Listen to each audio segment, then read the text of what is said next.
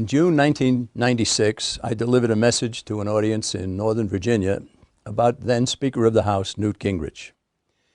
I offered a brief history about Mr. Gingrich and his political performance based on his voting record and public statements. I then predicted that under his leadership there would be no rollback of the enormous growth of federal government. Sadly, many well-meaning conservatives across the country continued to cheer his rhetoric, despite the fact that his actions clearly demonstrated that he was no friend of limited government under the Constitution. In the late 1990s, House Speaker Gingrich stepped down from his position and faded somewhat from the limelight. Recently, however, there has been a resurgence in voter outrage across the country over an out-of-control government. It developed because of a number of bailouts and a further nationalization of our already over-regulated economy. And just as in the early 1990s, Newt Gingrich is back in the news and is positioning himself to take advantage of voter backlash. Who is Newt Gingrich and what does he stand for? In this video presentation, we go back to our 1996 analysis and offer some up-to-date comments about his reemergence as a national leader. I begin by contrasting the Gingrich performance of 15 years ago with that of another congressman from Georgia, Dr. Larry McDonald. It was in 1974 that the late Larry McDonald won his seat in Congress as a Democrat. To him, being a Democrat or a Republican mattered little because he believed the basic standard for any American should be the Constitution of the United States. He never intended to take his direction from a speaker or a party leader if it conflicted. His commitment was to the Constitution. Once in office, McDonald quickly demonstrated that he would keep the promise he had made to the voters, that he would be guided solely by the document to which he'd sworn a solemn oath. He also became a significant force, leading other congressmen from both political parties to do likewise. In 1978, 4 years after McDonald won his seat in the House, the people of Georgia elected Newt Gingrich, a Republican, as the congressman from a nearby district. Reputed to be a strict conservative, he was the first Republican from Georgia to serve in the Congress in the 20th century. Let's take a look at the Gingrich performance right from his earliest days in Congress. The September 19, 1979 Constitution-based Conservative Index shows McDonald with a 100% score and Gingrich with only 80%.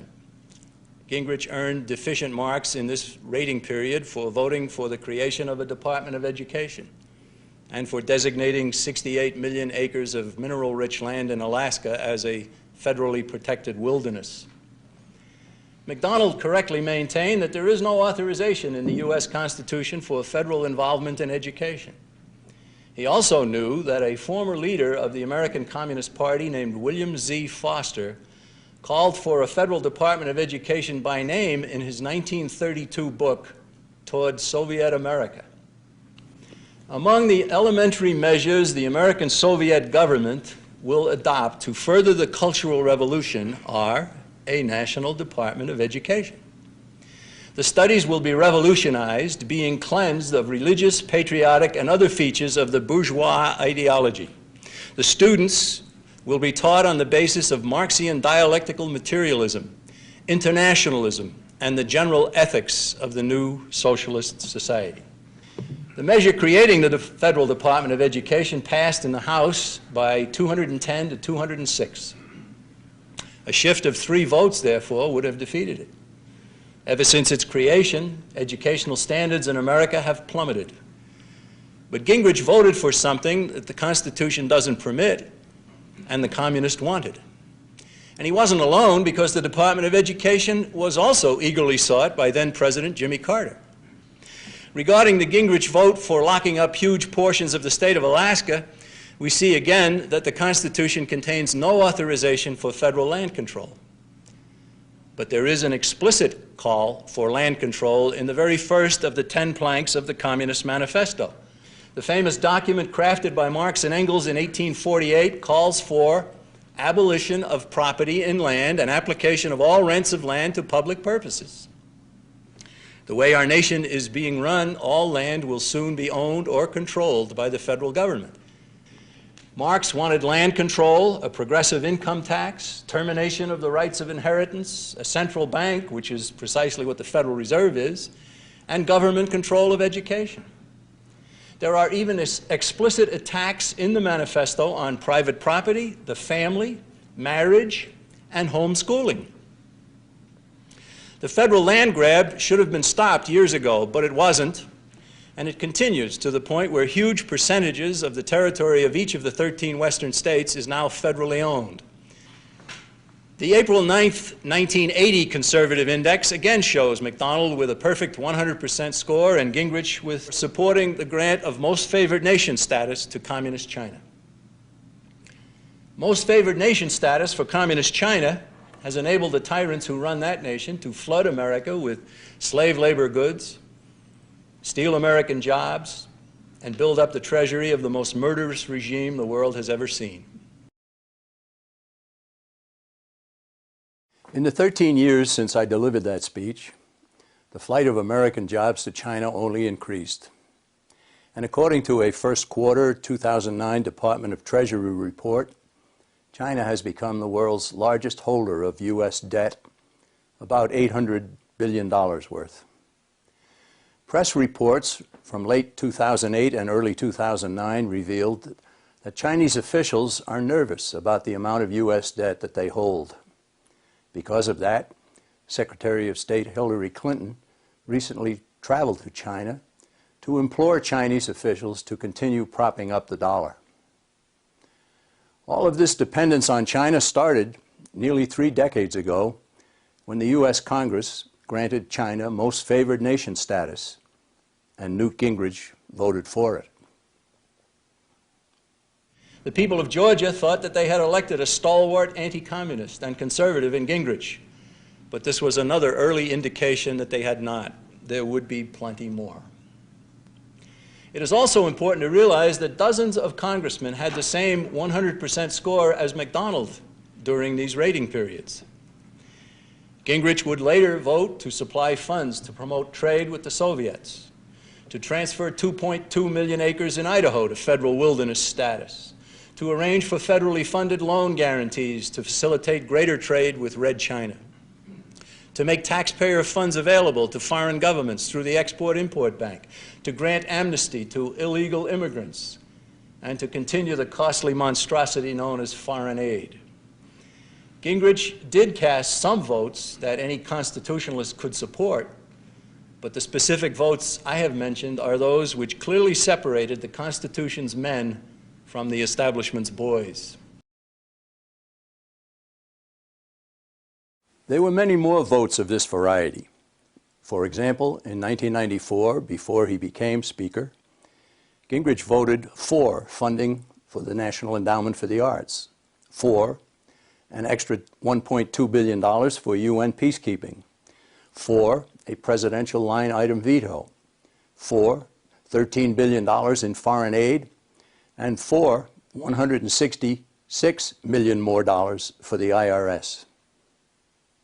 In 1995, he voted for $31.8 billion in foreign aid, but could not bring himself to vote in a different bill to cut foreign aid by a measly 1%. From the earliest days in Congress, Gingrich was never the hardcore conservative enemy of the establishment's drive for big government, even world government. I recall asking Larry McDonald about Gingrich 15 years ago. The prompt response I received was his assessment that Gingrich couldn't be trusted, was extremely ambitious, and would compromise principles whenever doing so would advance his own career. McDonald considered him a candidate for membership in the establishment that is leading our nation away from its foundations and into central control. Newt Gingrich is now touted as the leader of the conservative movement, supposedly the much-needed alternative to Bill Clinton and the forces of big government. Time magazine named him Man of the Year and called him exceptional, brilliant, amazing. The magazine even characterized him as the key individual who will arrange to have, quote, power flowing out of Washington devolving to the states, unquote. That, of course, hasn't happened because it was never intended to happen. But who is the real Newt Gingrich?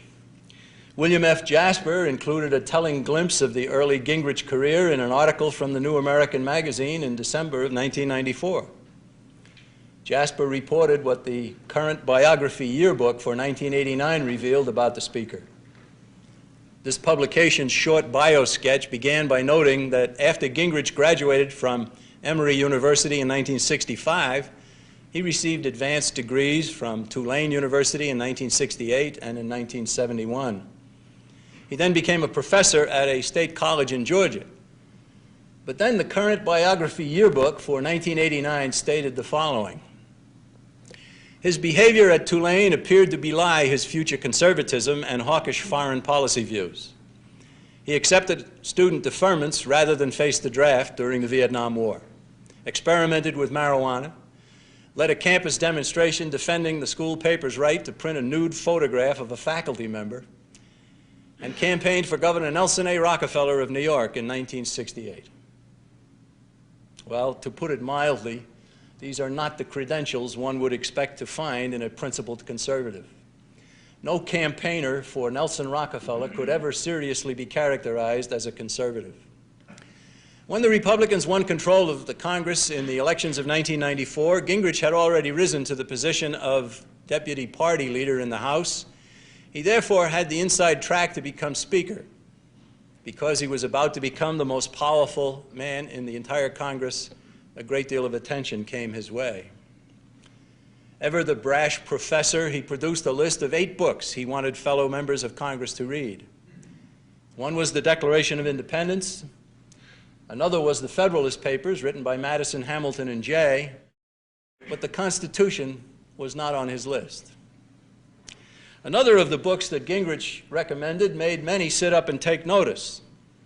It was this one, The Third Wave by Alvin Toffler, originally published in 1980 and reissued in 1994 by the New Age Promoting Progress and Freedom Foundation in Washington. Who is Alvin Toffler, and what did he promote in his book that Gingrich found to be so important that he would so highly recommend it? Toffler believes that mankind is entering a completely new phase of development, the third wave, if you will. To adapt to this new development, Toffler urged a whole new system of government for America because he believes that the old system just can't work anymore.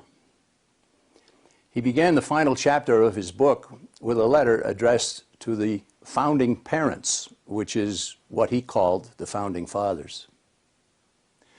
To Washington, Franklin, Adams, Madison, Jefferson, and others, he wrote, quote, "For the system of government you fashioned, including the very principles on which you based it, is increasingly obsolete and hence increasingly, if inadvertently, oppressive and dangerous to our welfare.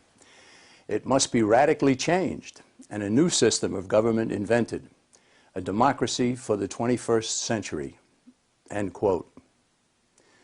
Toffler closed by stating, quote, "For this wisdom, above all, I thank Mr. Jefferson, who helped create the system that served us so well for so long, and that now must, in its turn, die and be replaced," end quote. So, Newt Gingrich's highly recommended friend urges the death of the American constitutional system. Obviously, Gingrich agrees. The principles undergirding the Constitution were sound when there were 4 million Americans in an agriculture-based society more than 200 years ago, and they are no less sound today when there are 260 million Americans in a highly industrialized society. And let's add that they will still apply when there are even more Americans in any information-based society or any other kind of society envisioned by the Tofflers or anyone else.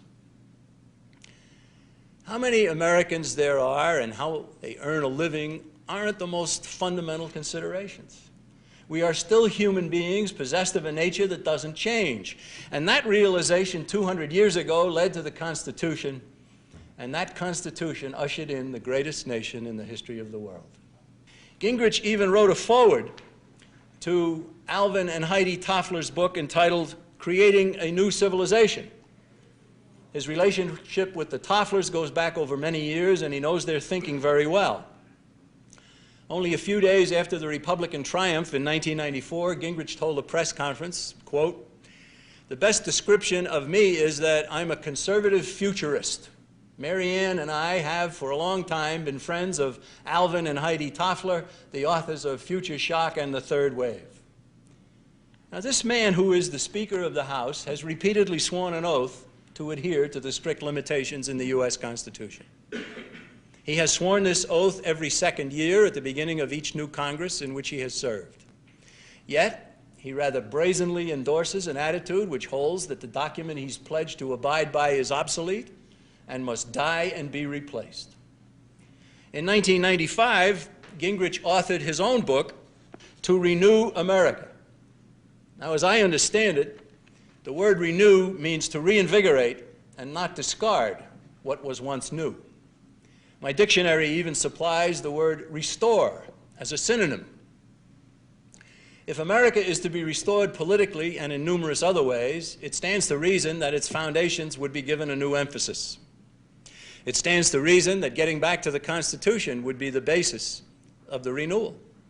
But Gingrich's book mentions the Constitution only once, merely to acknowledge that it exists. Let's go back to the mid-1970s. In 1974, Larry McDonald won his seat in the Congress. This was the year that Newt Gingrich started running for Congress. It took him 3 tries before he finally made it. But 1974 was also the year when the incredibly subversive article, The Hard Road to World Order, was published in Foreign Affairs, the Journal of the Council on Foreign Relations. This article was written by CFR heavyweight Richard N. Gardner. It lamented that a single leap into world government wasn't possible, so he brazenly called for, quote, an end run around national sovereignty, eroding it piece by piece, end quote.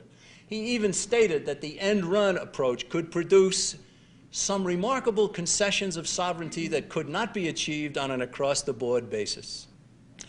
Among the numerous recommendations to accomplish this end run, Gardner, as far back as 1974, remember, he called for disarmament programs, a UN military force, additional authority for the World Bank and the International Monetary Fund, and new and broader enforcement powers to go along with membership in the General Agreement on Tariffs and Trade, GATT.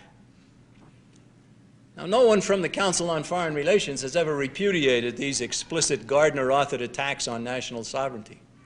Instead, the CFR's journal has published other, less subtle assaults. But the overall goal remains the same. The Council on Foreign Relations wants to push the United States into a world government. And as many Americans have begun to discover, the CFR crowd has been getting its way for many, many years. So it came as little surprise to see the name Newton L. Gingrich listed as a member of the Council on Foreign Relations in the beginning of 1990. And this organization was founded in 1921 for the purpose of creating a world government and abolishing national independence. Jump ahead now to the fall of 1994, 20 years after the Gardner article in Foreign Affairs magazine. CFR member Gingrich's Republican Party has just won a huge victory in the 1994 congressional races. He's in line to be Speaker of the House. What does he do? He acquiesces in the convening of a lame duck session of Congress. Then he uses his considerable muscle to have Congress pass an important measure leading to the demise of this nation's sovereignty, much deeper involvement for the United States in GATT. He has already helped to get NAFTA passed. In both of these efforts, he stood shoulder to shoulder with Bill Clinton, another member of the Council on Foreign Relations. Numerous congressmen and newly elected representatives said that anything as important to the United States as submitting to GATT's World Trade Organization shouldn't be decided by defeated congressmen in a lame duck session. They wanted any vote on the matter to be postponed until the new Congress convened in January of 1995. They said that the issue should be decided by the newly elected members of Congress who reflected the current attitude of the American people, which attitude had just resoundingly been registered in the congressional elections. Early in 1994, Newt Gingrich testified before the House Ways and Means Committee. Listen to what he said about the plan to expand GATT's powers. Quote, "We need to be honest about the fact that we are transferring from the United States significant authority to a new organization. This is a transformational moment. This is not just another trade agreement. This is a very big transfer of power." End quote. This assessment of what was planned for GATT is absolutely correct. It's why the Council on Foreign Relations wanted the United States to submit to the trade bloc's regulatory powers. GATT has established a gigantic bureaucracy called the World Trade Organization, which is now the sole interpreter of 20,000 pages of trade regulations for 120 nations. This WTO essentially has life and death authority over America's economic interests. But the Constitution grants power to Congress and to Congress alone to regulate commerce with foreign nations. And Congress has no authority to delegate its powers to any other body. But with Newt Gingrich leading the way, GATT and its World Trade Organization have been given this power. We have also learned that GATT will meddle in such matters as reducing the amount of money U.S. citizens can put aside for pensions. A headline from the December 5th, 1994 Wall Street Journal, the establishment newspaper that openly urged Congress to approve the GATT Accord. The headline reads, "GATT law to reduce amount Americans can save for pensions." What are we to think when Newt Gingrich, the supposed alternative to a revolutionary Bill Clinton, joins the president in New Hampshire in June of 1995 for a love feast debate where not one of Mr. Clinton's many deficiencies were aired? Instead of using the nationally televised opportunity to point out the harmful policies being offered by the president and the reforms America really needs, Gingrich told the audience in Claremont, New Hampshire, that he was a big fan of Franklin Roosevelt and a big fan of Woodrow Wilson. This is an alternative to Bill Clinton? In March 1995, Gingrich gave a speech at the Nixon Center for Peace and Security. After praising himself for his role in the NAFTA and GATT measures, getting them through Congress, he told his audience that the United States must lead all over the world. His remarks caused The Economist to feature him in an article entitled "The Internationalists." But he's not supposed to be an internationalist. He's supposed to be a defender of the independence of the United States. Hardly a day goes by without some attack in the media complaining about isolationism. And this is exactly the topic that the British article addressed in its revealing portrait of Gingrich. Here's what it said. If Mr. Clinton and Gingrich, as good internationalists, want to keep this isolation in check, they have work to do in their own parties. Strange as it may seem in these days of loud contrast politics, on this issue they are actually on the same side. On January 20th, 1995, Secretary of State Warren Christopher delivered a foreign policy speech at Harvard University. After the speech, Christopher, who went from vice chairman of the Council on Foreign Relations into the Clinton cabinet, was asked by a television reporter for his assessment of Newt Gingrich. His one-word answer, given with a wry smile, was internationalist. There are few who would know better than Warren Christopher the full meaning of that one-word description. But haven't traditional-minded Americans been told repeatedly that Gingrich is their champion? That he will always put America first? That he is a tough, no-nonsense American? That he will lead the revolution against big government? Sad to say, the facts speak otherwise again and again. The CFR membership of Speaker Gingrich places him alongside President Clinton, Secretary of State Christopher, and over 500 other U.S. government officials who share membership in this seat of internationalist establishment power. In July 1995, the New York Times featured Gingrich in a front-page article whose headline labeled him a foreign policy novice. But the Times delighted in pointing out that Gingrich's favorite foreign policy mentor is Henry Kissinger. It claimed that Kissinger is doing a good job schooling the speaker. Kissinger, the architect of much of America's disastrous foreign policy over recent years, is another member of the Council on Foreign Relations. It certainly follows that he is a huge promoter of international trade entanglements such as NAFTA and GATT, both backed by Newt Gingrich. Also in July 1995, Gingrich gave a speech at the Center for Strategic and International Affairs. In it he said, quote, "The American challenge in leading the world is compounded by our Constitution," end quote. He suggested that we would have to rethink our Constitution. He also told his audience, "I believe in a very strong central government. You can have a very strong but limited federal government." No, you can't. The founders wanted the central government weak, not strong. It was to be tied down to merely protecting rights. In April 1996, President Clinton signed the new federal budget. While doing so, he repeatedly thanked congressional leaders, Speaker Gingrich and Senate Majority Leader Dole, for backing down and not scrapping an array of government programs that should be scrapped. He went out of his way to heap praise on these Republicans. He said he was pleased that Congress restored the programs, followed his urging regarding others, and adopted recommendations for some more.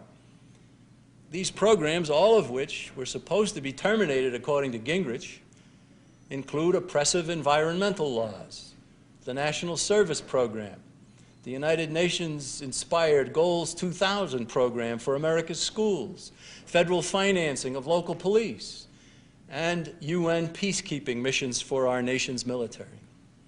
A very astute observer of American politics recently summarized the difficult situation facing good congressmen who seek re-election in 1996. Gingrich has achieved something almost unthinkable. He has kept Republican freshmen from being conservative and yet set them up for possible defeat in November for being too conservative. That takes brilliance. Early in 1996, freshman Republican Congressman John Hostetler of Indiana wrote a letter to Gingrich and released it to the press. It said, "I am today declining your unsolicited offer to attend a fundraiser in southwestern Indiana to benefit my re-election." Hostetler felt he was better off getting ready for re-election on his own than having Gingrich by his side. And that attitude has spread amongst the very best of the Republicans in the House. Not only did Gingrich use his brilliance to keep Republican freshmen from being conservative, some of the best Republican conservatives turned down his support for their re-election. In the revealing case of Dr. Ron Paul, who in 1996 sought to regain a seat in Congress after having a decade of not serving, Newt Gingrich did everything possible to keep him from returning to Washington. Gingrich went out of his way to get 50 members of Congress to endorse Dr. Paul's opponent in the Texas primary. Even former President George H.W. Bush campaigned for Dr. Paul's opponent at Gingrich's request. Despite all of Gingrich's efforts, Dr. Paul did win the primary and the election and did return to Congress. Why would the supposed leader of the conservative movement work to keep one of the Constitution's most stalwart defenders away from Washington, D.C.? The answer is that Gingrich is one of many who want to be known as a conservative, an undefined and shifting attitude. Many so-called conservatives today don't care to be reminded that there really is a Constitution that limits government power. Dr. Paul is more a constitutionalist than a conservative. Congressmen who do care about the Constitution have been complaining about being called on the carpet by Gingrich for disloyalty. Disloyalty to what? Not to the Constitution, but to the party and to the leadership of the party. Was the Constitution ever mentioned? Not on your life. Americans have been talked out of the Constitution and its limitations on government power. Repeatedly, we are expected to make judgments based on someone being labeled either conservative or liberal, terms that are not defined. Today, a man with a record like Gingrich's can be described as a conservative. Henry Kissinger has announced that he's a conservative. you get an idea of how much substance this term conveys after examining the records of those whom the media brands conservative and keeps telling us that they are conservatives. In truth, the term conservative has been co-opted by big government, by New World Order advocates, and by closet socialists. We hear a great deal of talk in our country today about the need to balance the federal budget. Right now, the accumulated national debt exceeds $5 trillion. It costs $300 billion per year for interest. So what do our leaders propose? Democrat and Republican leaders tell us they plan to balance the budget in 7 years. This means that for at least 6 more years, they plan to add to the national debt and to the interest bill borne by the taxpayers. The John Birch Society believes that the budget can be balanced in a matter of months. 2 very easily understood steps would get the job done. First step, terminate all foreign aid, including Mexican-style bailouts. All of it is completely unconstitutional to begin with, and it hardly makes sense for a nation so heavily indebted as ours to be giving away money. And the second step would be to bring the troops home. Why should we be absorbing the defense budget for Japan and South Korea and Germany and Italy and so many other countries? Bring the troops home and restate that their sole mission is the protection of the life, liberty, and property of the American people. Some will call that isolationism, but I'm not an isolationist, and I don't think you are either. What are we? We're non-interventionists with the sons and the daughters and the wallets of the American people. The John Birch Society wants the people of this nation to be free to deal with the people of other nations, with little or no government involvement. We are prone to quote the great English leader Richard Cobden, who stated a century and a half ago, "Peace will come to this earth when her peoples have as much as possible to do with each other, their governments the least possible." Americans all across this land must realize that they are being persuaded to follow false leaders, to put confidence in men who don't deserve your confidence, and to adopt as a standard virtually meaningless media characterizations, conservative and liberal, instead of the Constitution. Understanding the real Newt Gingrich and others like him is essential. It's time for a change. A large and growing number of Americans are becoming rightfully alarmed about the direction our country is heading.